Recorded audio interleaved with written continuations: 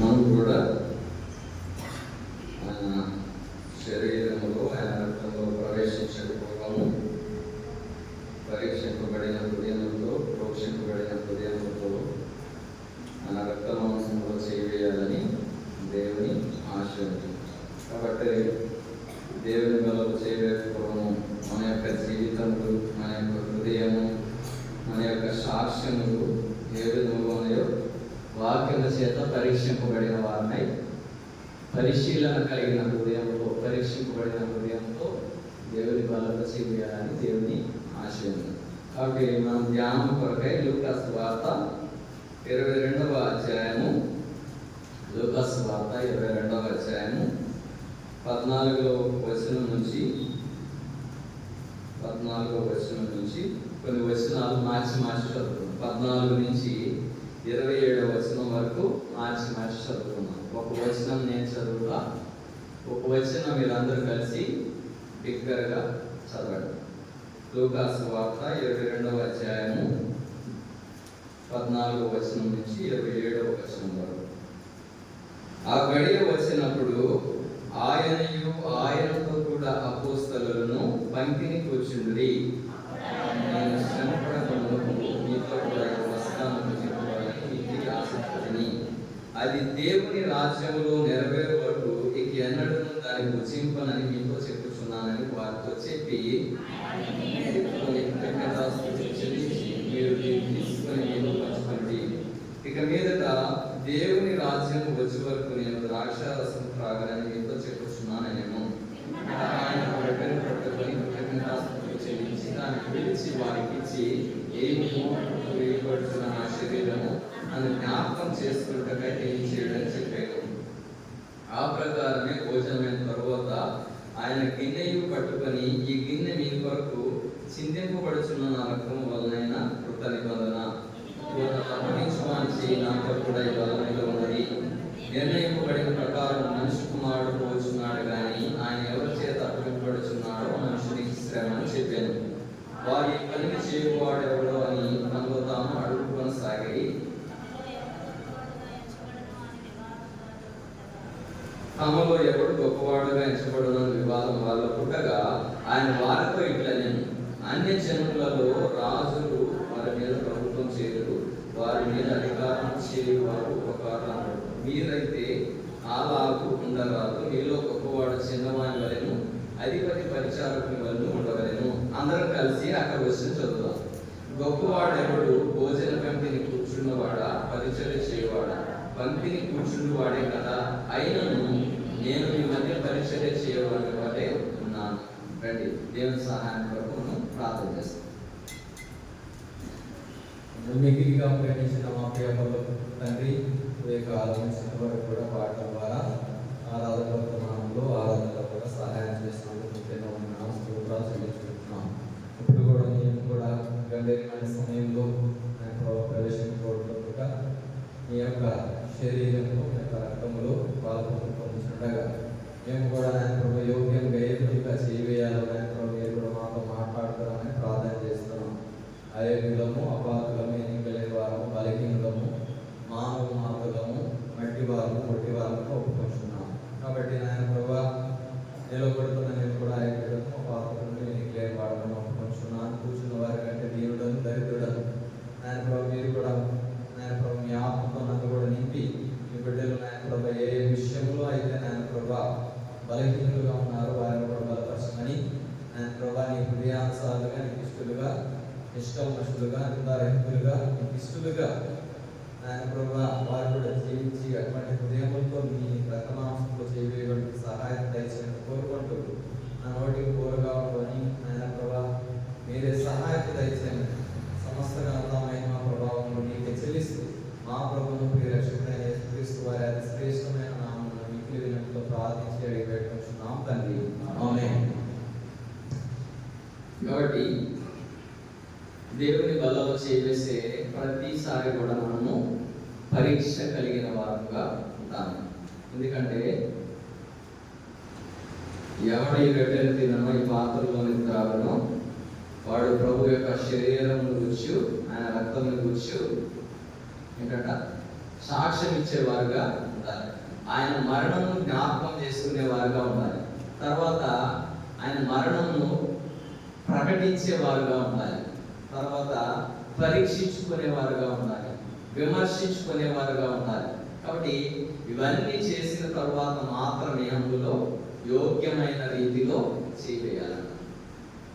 కాబట్టి ఇక్కడ మనకు తెలిసిన సందర్భం, యేసుక్రీస్తు ప్రభువారు కూడా శిలువ మరణంలో మరణించక పూర్వము యేసుక్రీస్తు ప్రభువారికి శిష్యులకు మధ్య కలిగిన సంభాషణ గురించి ఇదంతా ఉంది. ఇక్కడ చూసుకున్నట్లయితే 14వ వచనం నుంచి 23వ వచనం వరకు చూసుకున్నట్లయితే ఆయన యొక్క శిలువను గురించి, ఆయన యొక్క శిలువలో ఆయన పడే శ్రమల గురించి ఉన్నది మొత్తం.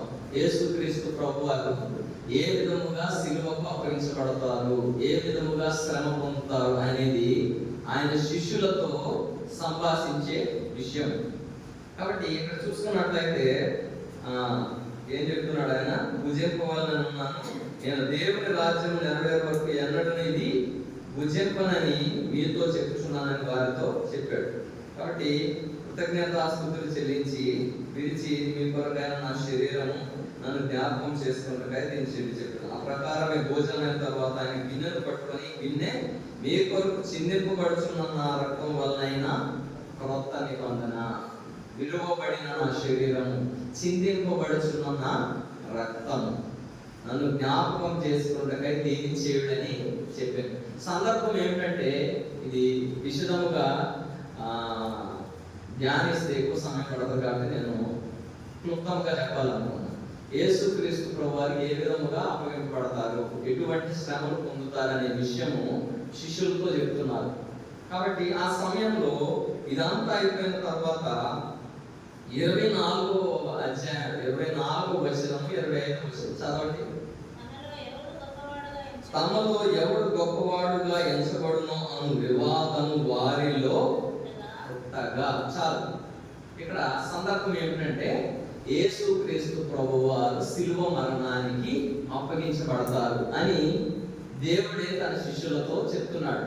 నేను ఈ విధంగా చనిపోతా, చనిపోయేటప్పుడు మీరు నన్ను జ్ఞాపకం చేసుకోవాలి, ఇదే మీతో నేను ఆఖరిసారిగా భుజించే నా భోజనము. కాబట్టి ప్రతిసారి కూడా నన్ను జ్ఞాపకం చేసుకున్నట్టుగా ఈ రొట్టెను విరవాలి, ఈ రక్తము మీరు త్రాగాలి అని చెప్పితే శిష్యుల యొక్క ధ్యానం ఏ విధముగా ఉందంటే, దేవుని గూర్చిన బాధను వారు మనసునందు ఉంచేవారుగా లేరు. ఏంటంట, ఆయన చనిపోతాడనే చింత వారికి లేదు, ఎటువంటి కష్టాలు పొందుతాడో అన్న విషయం మీద ధ్యానం లేదు. కానీ వారి ధ్యానము దేని మీదకి వెళ్ళినట? చదవండి 24వ వచనం. తమలో ఎవడు గొప్పవాడుగా ఎంచబడునో అను వివాదము వారిలో ఉండగా ఆయన వారితో ఇట్లనెను, అన్య జనములలో రాజులు వారి మీద ప్రభుత్వం చేయుదురు, వారి మీద అధికారం చేయవారు ఉపకారులు అనబడుదురు. కాబట్టి ఈ శిష్యుల మనసు ఏ విధంగా వచ్చిందంటే, యేసుక్రీస్తు ప్రభువారు తమకు దేవుడుగా ఉన్నంతసేపు కూడా యేసుక్రీస్తు వారి ప్రథమమైన వాడుగా ఉన్నాడు. ఆయనకు ఒక ఏముంది, గుర్తింపు అనేది ఉంది. ఆయన దేవుడు, వీరు ఆయనకి శిష్యులు. ఈయన చనిపోతున్నాడు తర్వాత, ఈయన తర్వాత మనలో ఎవడు గొప్పవాడు అన్న విషయము ఎవరి దగ్గరికి వచ్చిందంట? రాజకీయ పరంగా కూడా చూసుకున్నట్లయితే, ఎవరైనా ఒక పదవి నుంచి తప్పిపోయేటప్పుడు ఈయన తర్వాత ఎవరు అనే ప్రశ్న వస్తుంది, అంతే కదా? ఈయన తర్వాత ఎవరు అని ప్రశ్న వస్తుంది. కొంతమంది ఆ స్థితికి రావడానికి అవసరమైతే ఆ స్థితిలో ఉన్న వారిని కూడా తప్పించడానికి కూడా వెనకాడు. కాబట్టి శిష్యులు కూడా ఏ విధంగా అయిపోయారంటే, తమలో ఎవరు గొప్పవాడుగా ఎంచబడును అను వివాదం వారిలో పుట్టగా ఆయన వారితో ఇట్లనెను, అన్య జనులలో రాజులు వారి మీద ప్రభుత్వం చేయుదురు, వారి మీద అధికారము చేయువారు ఉపకారులు అనబడుదురు. కాబట్టి దేవుడు వీరిలో వచ్చిన ఈ వివాదమును ఏ విధముగా తీర్చాడు అంటే, 26వ వచనంలో చూసుకున్నట్లయితే దేవుడు ఆ సందర్భంలో ఏమి మాట్లాడాడు వారితో అంటే, మీరైతే అలాగూ ఉండరాదు, మీలో గొప్పవాడు చిన్నవాని వలెను అధిపతి పరిచారకుని వలెను ఉండవలెను. చదువు 27. గొప్పవాడెవడు? భోజన పంక్తిని కూర్చుండువాడా, పరిచర్య చేయువాడా? పంక్తిని కూర్చుండువాడే కదా. అయినను నేను మీ మధ్య పరిచర్య చేయువాని వలె ఉన్నాను. కాబట్టి ఇక్కడ చూసుకున్నట్లయితే ఎవరు గొప్పవారు అని వారు కలిగించుకున్నప్పుడు, వివాదం కలిగినప్పుడు దేవుడు వారితో చెప్పిన మాట ఏమిటంటే, మీరైతే అలాగూ ఉండరాదు. మీలో గొప్పవాడు చిన్నవాని వలె, అధిపతి పరిచారకుని వలె ఉండవలెను. ఏంటంట? గొప్పవాడు ఏ విధముగా ఉండాలంట? చిన్నవాడిలాగా ఉండాలంట. ఇంకా అధిపతి పరిచారకుని వలె ఉండాలంట. కాబట్టి పరిచారకులు, మార్నింగ్ ఒక డిస్కషన్ వచ్చింది మందిరంలో కాదు, ఇంట్లో. పరిచారకులు అని కుటుంబ ప్రాంతానికి కూర్చున్నాం. మా అమ్మగారు నేను కూర్చున్నప్పుడు మేము మాట్లాడుకుంటున్నప్పుడు నేను ఒక పదం వాడాక, పరిచారకులు అనే పదం వచ్చింది. పరిచారకులు అనే పదం వచ్చినప్పుడు పరిచారకులు అంటే ఏంటి అర్థం? దేవుని పని చేసే వారిని పరిచారకులు అంటారు. పరిచర్య అంటే ఏంటి? మళ్ళీ పరిచర్య అంటే ఏంటి? వాక్యం చెప్పడమా? దేవుని మందిరంలో పని చేసే వారిని పరిచారకులు అంటారు. కాబట్టి దేవుని వాక్యం ఏం సెలవిస్తుందంటే, మీరైతే అలాగూ ఉండరాదు. మీలో గొప్పవాడు చిన్నవాని వలె, అధిపతి పరిచారకుని వలె ఉండేది. కాబట్టి ఈ రోజు ధ్యానం ఏమిటంటే, అలాగూ ఉండరాదు. మనం ఏ విధముగా ఉండాలంట? అలాగూ ఉండకూడదంట. ఏ విధముగా ఉండాలంటే చిన్నవాని వలె. ఏ విధముగా ఉండాలంట? మార్పు నొంది బిడ్డల వంటి వారైతేనే తప్ప మీరు పరలోక రాజ్యంలో చేరాలంట. మనం కూడా మన మనసు ఏ విధముగా మార్పు చెందాలంట? మార్పు చెంది బిడ్డల వంటి వారమై ఉండాలంట. ఎందుకంటే చిన్నపిల్లలలో కల్మషం ఉండదు. మనం ఏది చేసినప్పటికీ, ఎంత అపకారం చేసినప్పటికీ కూడా వారు మరచిపోయేవారుగా ఉంటారు. కాబట్టి మనం కూడా దేవుని బలలో చేయి వేసే మనం కూడా చిన్నవాని వలె ఉండాలంట. ఇంకొకటి పరిచారకుల వలె ఉండవాడంట. ఎందుకంటే గొప్పవాడు భోజన పంక్తిని కూర్చుండువాడా, పరిచర్య చేయవాడా? పంక్తిని కూర్చుండువాడే కదా. కాబట్టి ఎవరు గొప్పవారు? ఇప్పుడు భోజనాలు పెట్టేటప్పుడు కూర్చున్న వారు గొప్పవారా, వడ్డించేవారు గొప్పవారా? చెప్పండి. కూర్చున్న వాళ్ళు గొప్పవారు అంటారు నాకు తెలిసి. కాదు, పెట్టేవాళ్ళే గొప్పవారు. ఎందుకంటే ఎంతో కష్టపడి శ్రమించి, వారు ఎంతో శ్రమపడి తర్వాత భోజనాన్ని పెడతారు. దాన్ని ఖాళీగా మనం కూర్చొని తింటాం. ఎవరు గొప్పవారంటే కూర్చొని తినేవారు కాదు. ఎవరంటే దాన్ని చేసి పెట్టేవారే గొప్పవారు. చాలాసార్లు మనం వండటానికి, పెట్టడానికి ప్రిఫరెన్స్ దేనికి ఇస్తాం? Preference we give the preference, first priority to eat, not to make, not to cook. అంటే దాన్ని సిద్ధపరిచే విధానం వరకు మనము ఏం చేయమంట? ప్రాధాన్యతనివ్వం. తినడానికి ప్రాధాన్యత ఇస్తాం. కానీ దేవుని వాక్యం ఏం సెలవిస్తుందంటే, మీలో ఎవడు గొప్పవాడంటే ఎవడైతే చిన్నవాని వలె ఉంటాడో, ఎవడైతే పరిచారకుని వలె ఉంటాడో వాడే గొప్పవాడు అని దేవుని వాక్యము సెలవిస్తుంది. కాబట్టి ఒక ముగ్గురు వ్యక్తులను మనం చూసుకున్నాం. చిన్నవారు ఎవరు అనేది మొదటిగా పొద్దున చూసుకున్నాం. ఆదికాండము 22వ అధ్యాయము 10వ వచనము 12వ వచనం. 22, 10, 12. అప్పుడు అబ్రహాము తన కుమారుని వధించుటకు తన చెయ్యి చాపి కత్తి పట్టుకొనగా యెహోవా దూత పరలోకము నుండి అబ్రహామా అబ్రహామా అని పిలిచెను. అందుకతడు చిత్తము ప్రభువా అనెను. అప్పుడు ఆయన ఆ చిన్నవాని మీద చెయ్యి వేయకము. ఎవరు ఈ చిన్నవాడు? ఇస్సాకు. కాబట్టి సందర్భం ఏమిటంటే దేవుడు అబ్రహామునకు వాగ్దానం ఇచ్చాడు. ఏమని?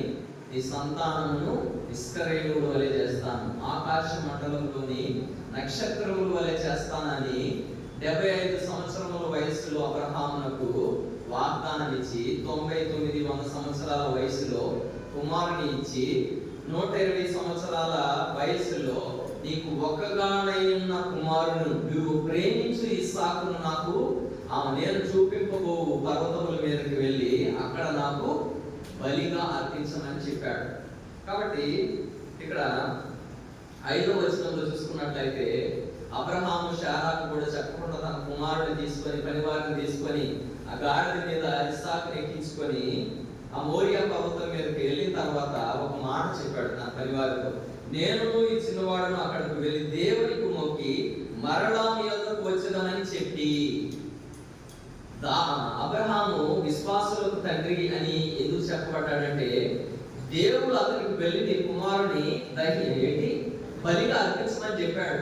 అబ్రహాముకు తెలుసు ఇస్సాకును తీసుకెళ్ళి అక్కడ బలి అర్పించాలి, అతన్ని ఖండించాలి, అక్కడ దహన బలిగా అర్పించాలన్న విషయం అతనికి తెలుసు. అయినప్పటికీ కూడా అతడు విశ్వాసులకు తండ్రిగా ఏ విధంగా అవ్వగలిగాడంటే అతడు చెప్పే మాటల్లోనే విశ్వాసం మనం చూడగలం. ఏం చెప్పాడంటే, నేను ఈ చిన్నవాడును అక్కడికి వెళ్ళి దేవునికి మొక్కి మరలా మీ యొద్దకు వచ్చేదామని చెప్పి. ఏంటంట? వెళ్ళి దేవునికి మొక్కి దహన బలి అర్పించి తిరిగి నీ యొద్దకు వచ్చేదామని చెప్పాడు. మృతులను సహా లేపు మహాత్ముడని తన కుమారుని అర్పించే అబ్రహాము. ఏ పాట అది? మృతులను సహా లేపు మహాత్ముడని తన స్తుతునార్పించెన అబ్రహాము. మృతులను సహా లేపు మహాత్ముడని తన స్తుతునార్పించెన అబ్రహాము. తర్వాత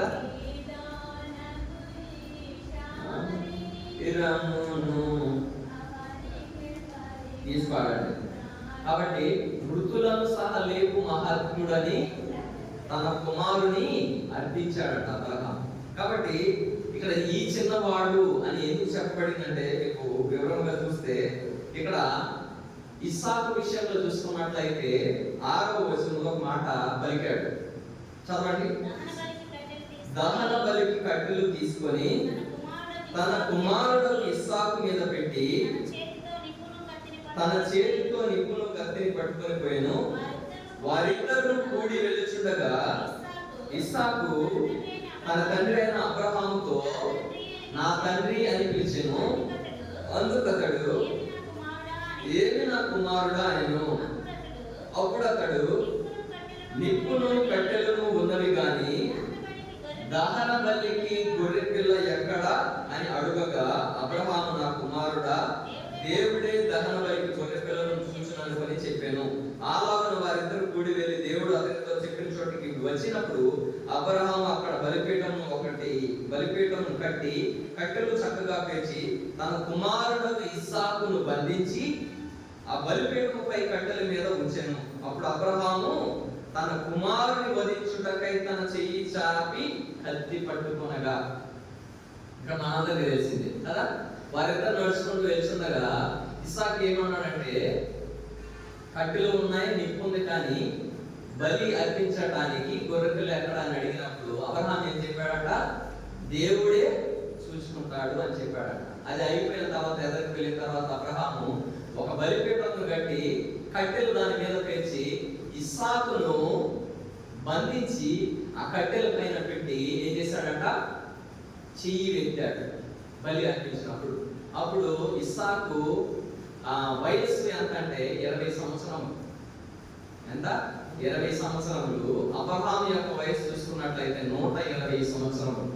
కాబట్టి 20 సంవత్సరముల పిల్లోడు 120 సంవత్సరముల ముసలోడు కట్టేసి చంపేస్తా నిన్న అక్కడ పెడితే ఆగుతారు ఎవరన్నా? మనమైతే ఆగుతానా? నేనైతే ఆగను. మీరు ఆగుతారు లేదు నాకు తెలియదు. కాబట్టి ఎందుకు ఆ చిన్నవాడు అంటే దేవుని విషయంలో మొదటిగా చిన్నవారు ఎవరంటే ఎవరైతే దేవుని విషయంలో తగ్గించుకునేవారుగా ఉంటారు. ఇంగ్లీష్లో చెప్పబడేది ఏంటంటే unreserved submission to God, unconditional obedience to God. అంటే అవధులు లేని విధేయత.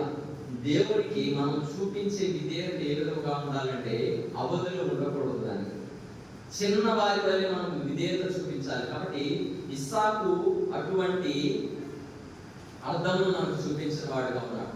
తన తండ్రి ముసలివాడైనప్పటికీ, అతడు యవనస్తుడైనప్పటికీ కూడా ఎంతో విధేయత చూపిన వాడుగా, ఆఖరికి అబ్రహాముకు ఉన్న విశ్వాసం ఒకటైతే, అబ్రహాముకు ఉన్న నమ్మకం ఒకటైతే, అబ్రహాముకు దేవుని పట్ల కలిగిన ప్రేమ ఒక ఎత్తైతే, దాన్ని క్రియారూపకముగా బయటకు తీసుకురావాలంటే ఏం కావాలి దానికి?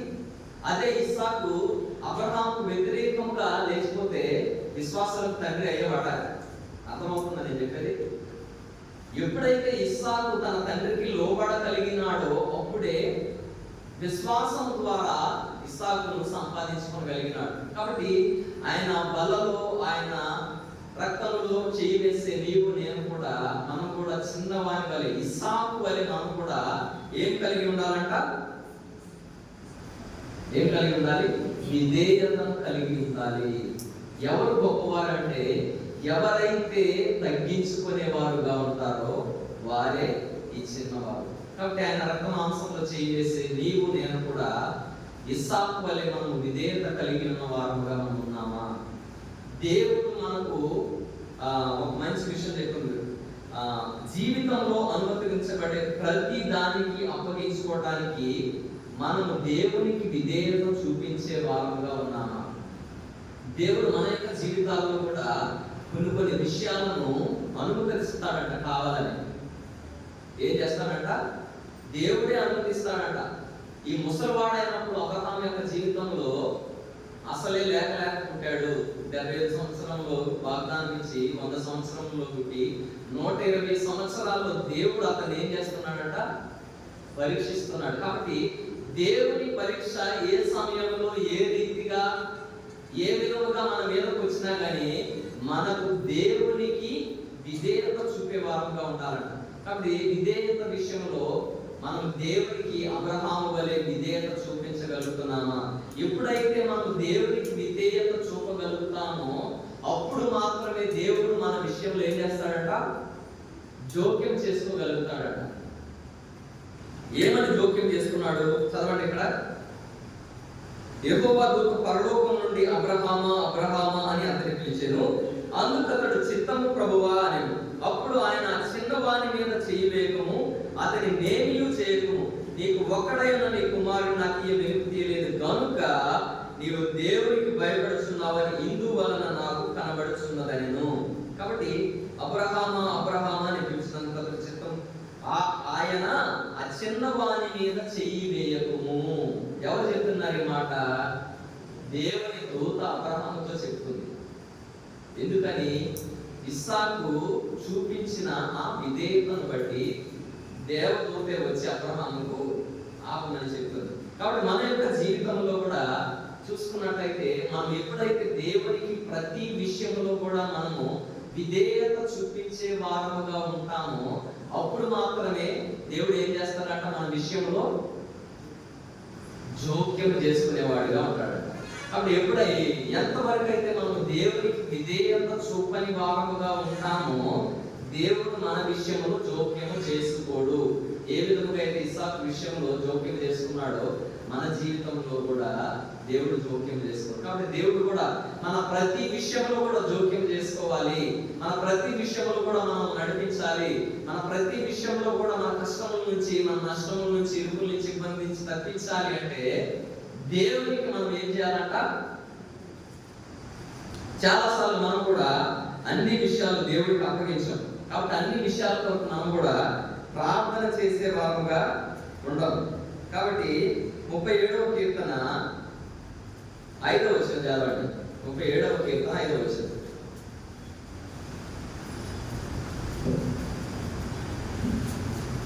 నీ మార్గమును యెహోవాకు అప్పగింపుము, నీవు ఆయన నమ్ముకును, ఆయన నీ కార్యము నెరవేర్చు. కాబట్టి మన మార్గములన్నింటినీ కూడా ఆయనకు అప్పగించండి. సాధారణంగా మనుషులముగా బలహీనముగా మనం చేసే పని ఏదైనా ఉందంటే, మన మార్గాలు 100 మార్గాలు ఉన్నాయనుకో, ఒక 50% దేవుడికి అప్పగిస్తాం, 50% మన మార్గాల్లో మనమే నడుస్తాం. కాబట్టి ఏవైతే దేవుడికి అప్పగిస్తామో దేవుడు అందులో జోక్యం చేసుకుంటాడు, ఏవైతే దేవుడికి మనం అప్పగించామో అందులో దేవుడు జోక్యం చేసుకుంటాడు. అంటే దేవునికి విధేయత చూపనంత వరకు కూడా దేవుడు మన విషయాల్లో పట్టించుకోడు. కాబట్టి మొదటిగా ఇస్సాకు వలె, ఆ చిన్నవాని వలె మనం కూడా దేవుని ఎడల విధేయత కలిగి ఉండాలి, సంపూర్ణమైన విధేయత. కాబట్టి అటువంటి విధేయత దేవుడికి అవసరమైనది. కాబట్టి మనం కూడా అటువంటి విధేయత కలిగి ఉన్నామా? దేవుడు మనకు ఏ పరీక్ష పెట్టినప్పటికీ కూడా దానిని యోబు యొక్క జీవితంలో ఏమైందంట, దేవుడు యోబు సమస్తమును కూడా ఇచ్చాడు, కానీ ఏమేమి అనుమతించాడు? ఉన్న ఆస్తిపాస్తులన్నీ పోయాయి, కుమారులు పోయారు, కుమార్తెలు పోయారు, ఇంకా తన దేహం అంతా కూడా ఏమొచ్చిందంట, రోగం వచ్చేసింది. కానీ దేవుడికి వ్యతిరేకంగా మాట్లాడాడు యోబు, ఎంతో విధేయత చూపిన వాడుగా ఉన్నాడు, కానీ ఆ విధేయతకు ప్రతిరూపముగా రెట్టింపు భాగ్యమును పొందినవాడుగా ఉన్నాడు. కాబట్టి మన యొక్క జీవితంలో కూడా మనం కూడా ఇస్సాకు వలె, చిన్నవారి వలె మనం కూడా దేవునికి విధేయత చూపేవారుగా ఉన్నామా లేదు పరీక్షించుకోవాలి. రెండవదిగా చూసుకున్నట్లయితే 44వ అధ్యాయము 30వ వచనం, ఆదికాండము 44వ అధ్యాయము 30వ వచనం చదవండి.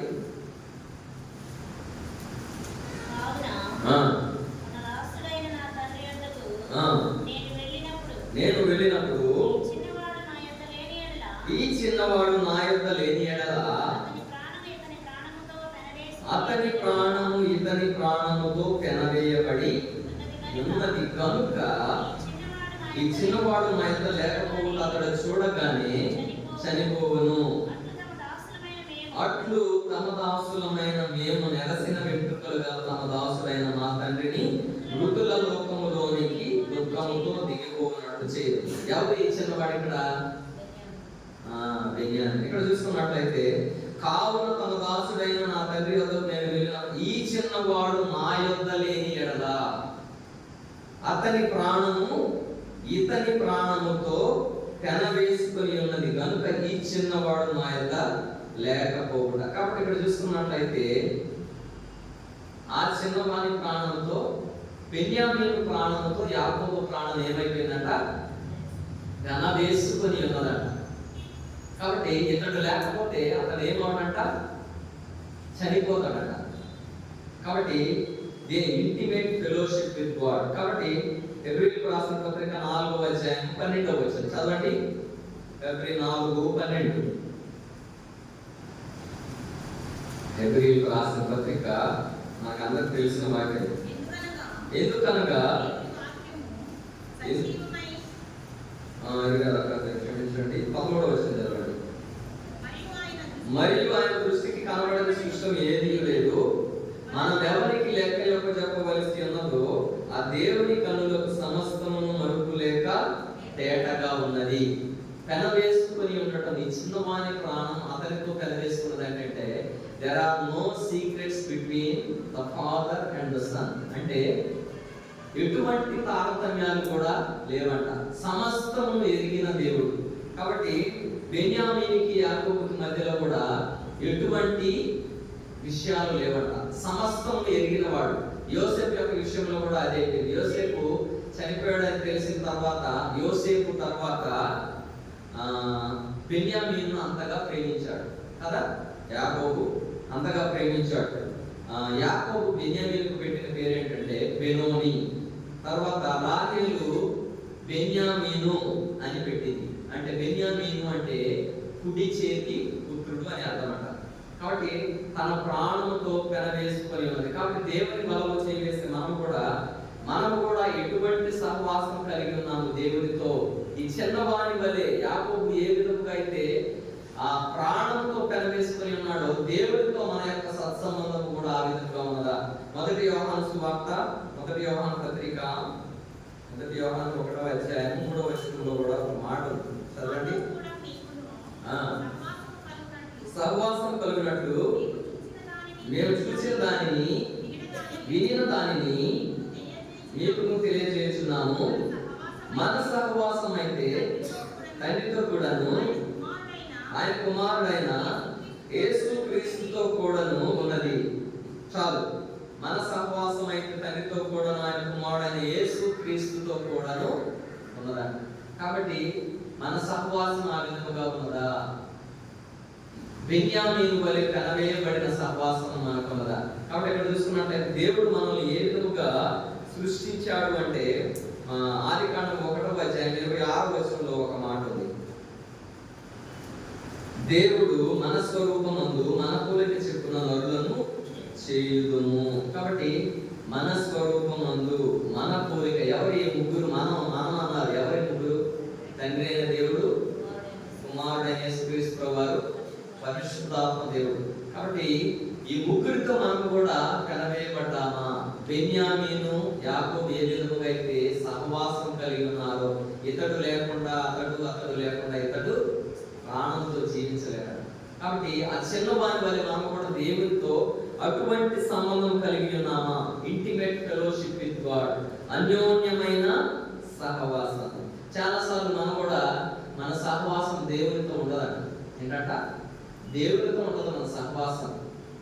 కొన్ని సమయాల్లో మాత్రమే దేవునితో మన సంబంధం ఉంటుంది. కాబట్టి హెబ్రీయులకు రాసిన పత్రిక 10వ అధ్యాయము 7వ వచనం నుంచి 9వ వచనం వరకు చదవండి. హెబ్రీయులకు రాసిన పత్రిక 10వ అధ్యాయము 17 నుంచి చదవండి. అప్పుడు నేను దేవా నీ చిత్తం నెరవేర్చుటకు నేను ఇదిగో నేను వచ్చున్నానంటిని. బలులు, అర్పణలు, పూర్ణహోమములు, పాప పరిహారార్థ బలులను నీవు కోరలేదనియు అవి నీకు ఇష్టమైనవి కావనియు పైన చెప్పిన తరువాత ఆయన నీ చిత్తం నెరవేర్చుటకు ఇదిగో నేను వచ్చి ఉన్నానని చెప్పుచున్నాను. చాలు. కాబట్టి ఆయనతో మనం కూడా అటువంటి సహవాసం కలిగితే మనం కూడా ఆయన యొక్క చిత్తమును నెరవేర్చే వారంగా ఉంటాం. ఒక విషయంలో దేవుని వాక్యం చెప్పడం, నీ చిత్తం నెరవేర్చుట నాకు భోజనము పానమునైనదంట. కాబట్టి దేవుని చిత్తాన్ని నెరవేర్చే వారంగా ఉన్నాం. ఆయనతో అన్యోన్య సహవాసం కలవారంగా ఉన్నామా? బెన్యామీను ఏ విధంగా అయితే తన తండ్రితో అరమరికలు లేకుండా వారి మధ్యలో ఏమి కూడా లేదు, అన్యోన్యమైన సహవాసం. ఎందుకంటే బెన్యామీను లేకపోతే వారు చెప్పారు డైరెక్ట్ గా ఏంటంటే వారి తండ్రి చనిపోతాడని. కాబట్టి మనం కూడా దేవుడితో అటువంటి సంబంధం కలిగిన వారముగా ఉన్నామా? లేకపోతే దేవునికి మనకు మధ్యలో ఏమైనా సీక్రెట్స్ అంటే రహస్య జీవితము అంటారు. మనుషుల ముందు ఉండే జీవితం ఒకటి ఉంటుంది. ప్రతి మనిషికి కూడా అవుట్వర్డ్ అపియరెన్స్ ఒకటి ఉంటుంది, ఇన్వర్డ్ అపియరెన్స్ ఒకటి ఉంటుంది. ఏంటంటే మనుషుల ముందు కనబడే జీవితం ఒకటి ఉంటుంది, రహస్య జీవితం ఒకటి ఉంటుంది. అది ఎవరికి తెలుసు? సంతోషం నాటికి బాగా అర్థమైంది. అవును అంటారా? కాబట్టి రహస్య జీవితం అంటే ఏమిటంటే మనకి ఇంకా బాగా అర్థం అవ్వాలంటే ఎఫెసీయులకు రాసిన పత్రిక 5వ అధ్యాయము 10వ వచనం చదవండి. ఎఫెసీ 5:10 కనుక ప్రభువుకేది ప్రీతికరమైనదో దాన్ని పరీక్షించుచు వెలుగు సంబంధుల వలె నడుచుకుని నిష్ఫలమైన అంధకార క్రియలలో పారివారయుటకు వాటిని ఖండించుడి.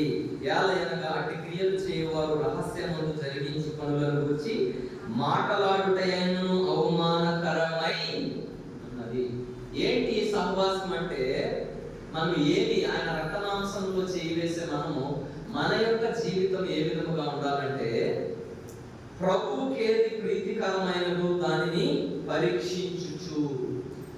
అబద్ధము చేయివేసే పూర్వం మనం కూడా దేవునికి ఏది ప్రీతికరమైనది, దేవునికి ఏది ఇష్టమైనదో మనము ప్రీతికరమైన దాన్ని పరీక్షించే వారంగా ఉండాలంట. పరీక్ష చేస్తే సరిపోయిందా?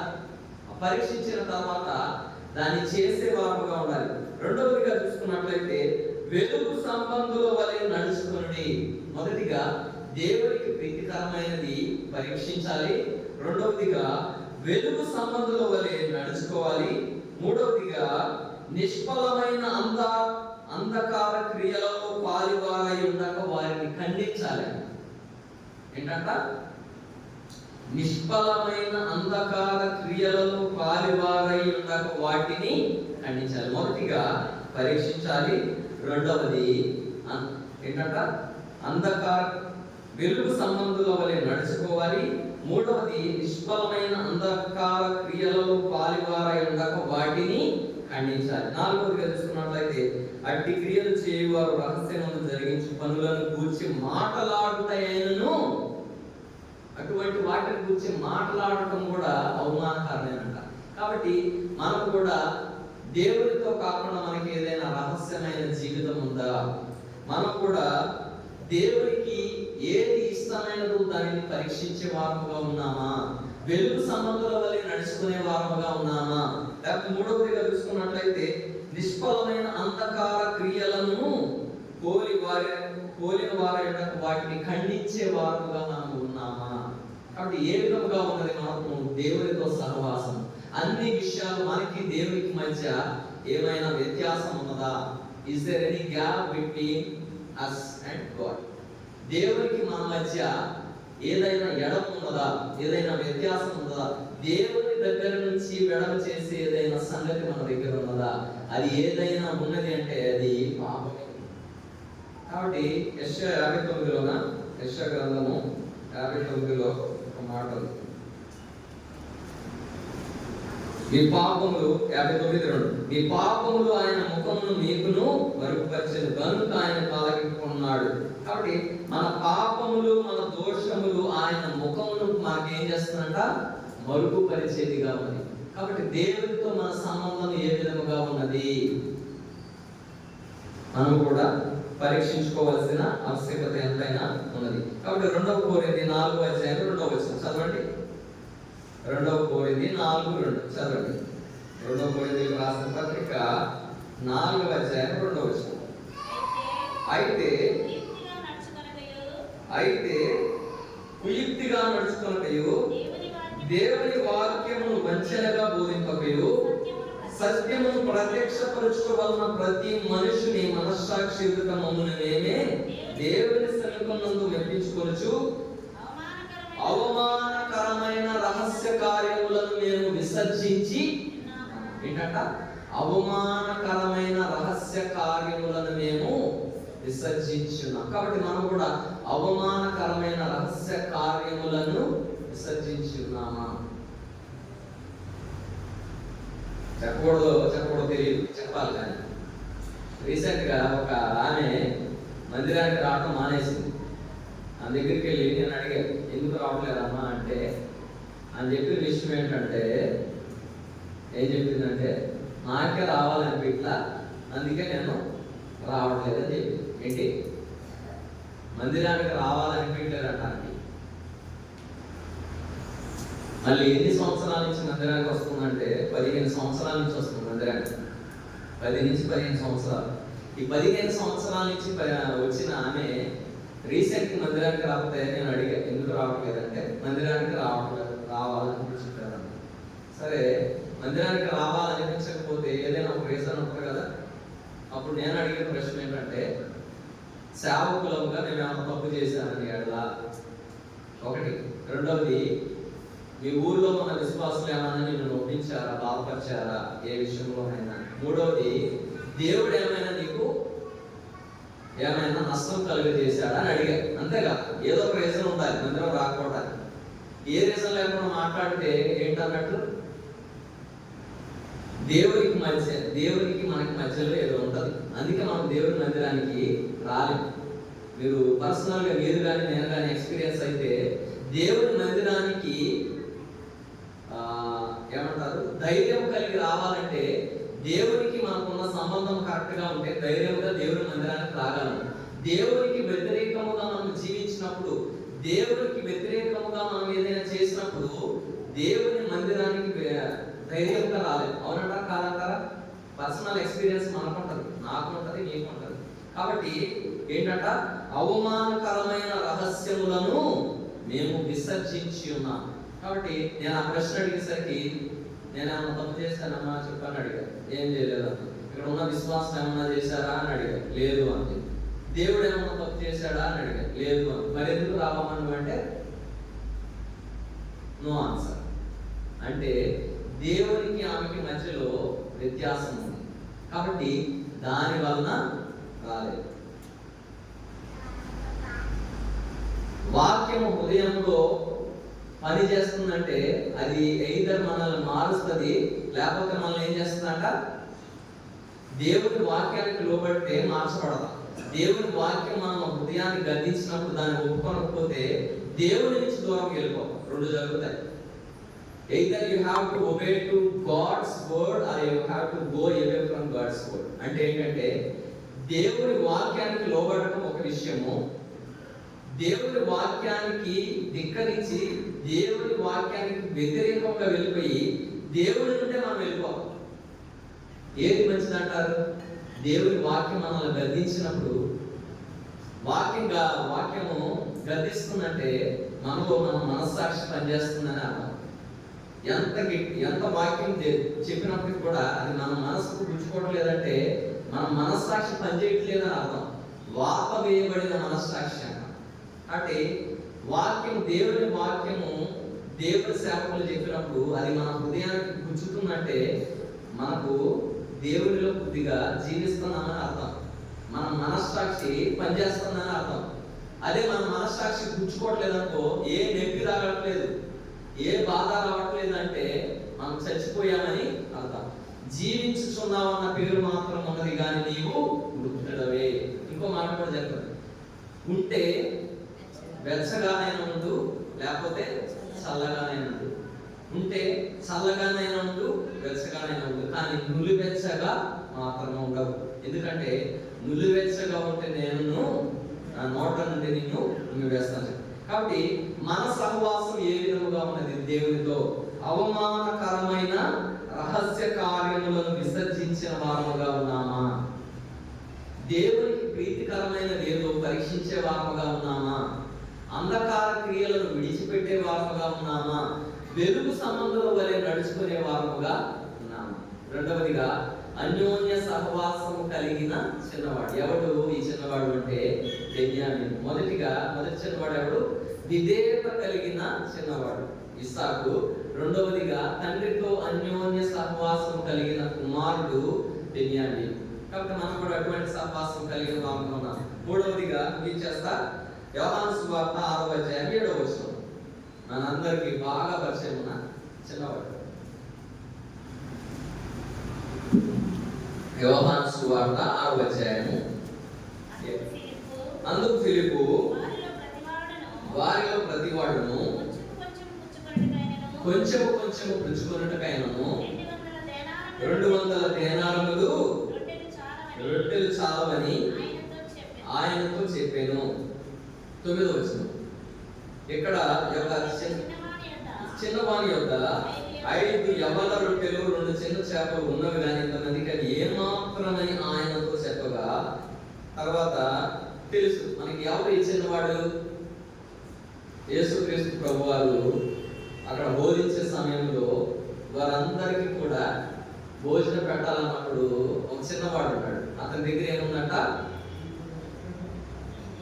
5 రొట్టెలు 2 చిన్న చేపలు. కాబట్టి లైఫ్ ఆఫ్ సాక్రిఫైస్ అంటే దేవునికి ఇచ్చే విషయంలో, లైఫ్ ఆఫ్ సాక్రిఫైస్ అంటే దేవునికి ఇచ్చే విషయంలో కూడా మనం ఎంతో కలిగి ఉన్నాం. కాబట్టి ఈ చిన్నవాని పేరు అక్కడ రాయబడలేదు కదా, చిన్నవాడు అని ఉంది కానీ ఆయన పేరు రాయబడలేదు. కాబట్టి అప్పటికే 3 దినాల నుంచి అక్కడ ఉన్నారంట.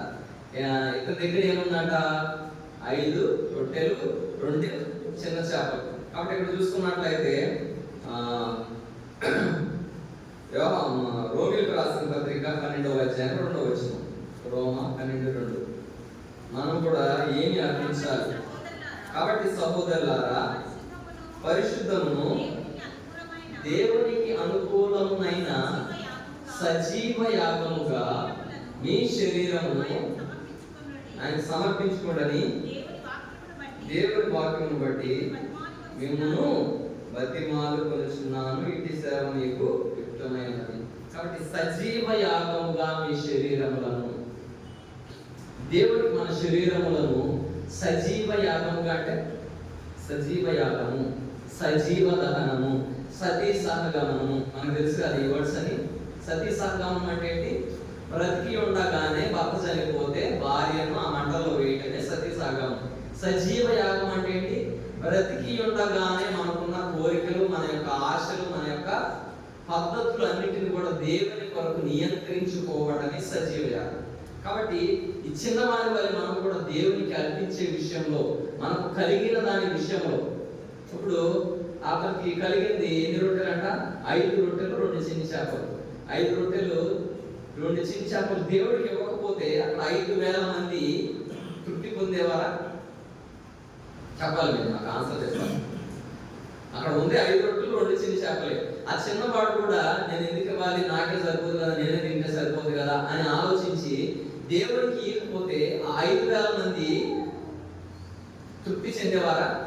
కాబట్టి మన యొక్క జీవితంలో కూడా దేవునికి మన యొక్క సమయం విషయంలో కానీ, దేవునికి మన యొక్క బలం విషయంలో కానీ, దేవునికి మన యొక్క ధనం విషయంలో కానీ, దేవుడికి ఇచ్చే ఏదైనా కానీ విషయంలో కానీ మనము కూడా ఎంత ధారాళముగా ఇచ్చేవారముగా ఉన్నామా, ఇవ్వగలుగుతున్నామా? కాబట్టి మనం చేసేది చిన్నదైనప్పటికీ కూడా అది దేవుని చేతిలోకి వెళ్ళినప్పుడు ఏమవుతుందంట? ఆశీర్వదించబడి అనేకులకు ఆశీర్వాదకరముగా అది మారుతుందంట. కాబట్టి అక్కడ మీరు గమనించినట్లయితే 5,000 మంది పురుషులు మాత్రమేనంట. ఒక సేవకుడు దీన్ని ఏ విధంగా చెప్పాడంటే, యోహాను సువార్త 19వ అధ్యాయము 25-26 వచనాలు చదవండి. యోహాను 19:25-26.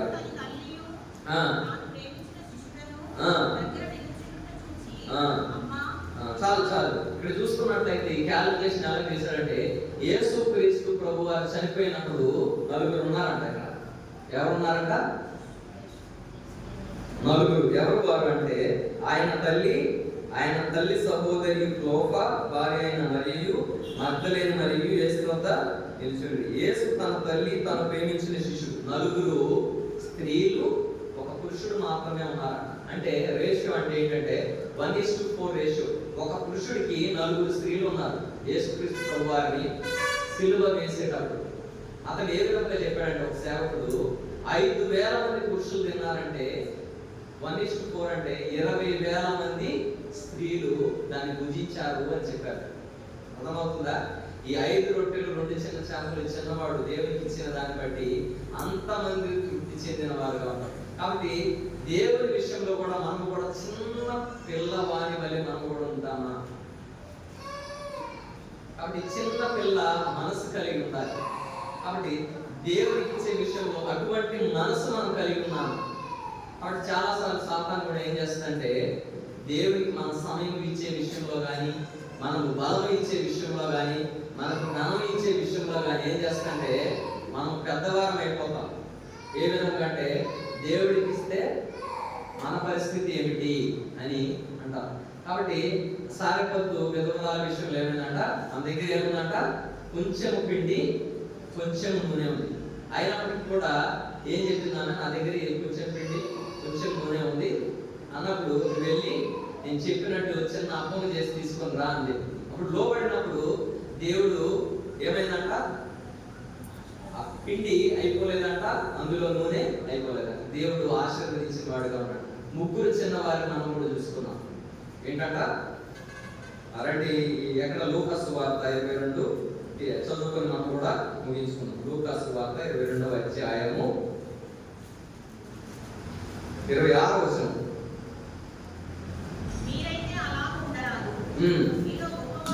మీరైతే అలాగూ ఉండరాదు, మీలో గొప్పవాడు చిన్నవాని వలన, అధిపతి పరిచారకుని వలన ఉండవలెను. గొప్పవాడెవడు? భోజన పంక్తిని కూర్చుండువాడా, పరిచర్య చేయువాడా? పంక్తిని కూర్చుండువాడే కదా. అయినను నేను మీ మధ్య పరిచర్య చేయువాని వలె ఉన్నాను. కాబట్టి యేసుక్రీస్తు ప్రభువారు మనకు చూపించిన మాదిరి ఏంటంటే, మనుష్య కుమారుడు పరిచారం చేయించుకోవడానికి రాలేదంట. దేనికి వచ్చాడంట? పరిచర్య చేయడానికి వచ్చాడట. కాబట్టి మనం కూడా పరిచారం చేయించుకునే వారంగా ఉన్నామా, లేకపోతే పరిచర్య చేసే వారంగా ఉన్నామా? పరిచారకుల వలె ఉన్నామా? ఈ చిన్నవాని వలె ఉన్నామా, లేకపోతే చిన్నవాని వలె ఉండాలి, పరిచారకుల వలె ఉండాలని దేవుని వాక్యము సెలవిస్తుంది. ఇస్సాకు వలె మనం కూడా విధేయత కలిగి ఉండాలి. బెన్యామీను వలె మనం కూడా దేవునితో అన్యోన్యమైన సహవాసం కలిగి ఉండాలి. మూడవదిగా 2 చేపలు 5 రొట్టెలు ఇచ్చిన చిన్నవాని వలె ధారాళంగా దేవుని పనిలో మనము మన యొక్క సమయము, బలము, ధనము, మనకు కలిగిన సమస్తను కూడా దేవునికి ఇచ్చే వారికి ఉండాలని వాక్యం సెలవిస్తుంది. కాబట్టి ఈ 3 అంతల అనుభవంలో మనం కూడా మన హృదయం పరిశీలన చేసుకొని దేవుని శరీరంలో, రక్తంలో పాలుపంపులు పొందుదుముగాక. దేవుడి జీవితము చేరికూడి వచ్చిన మనందరికీ దయచేయుగాక. ఆమేన్.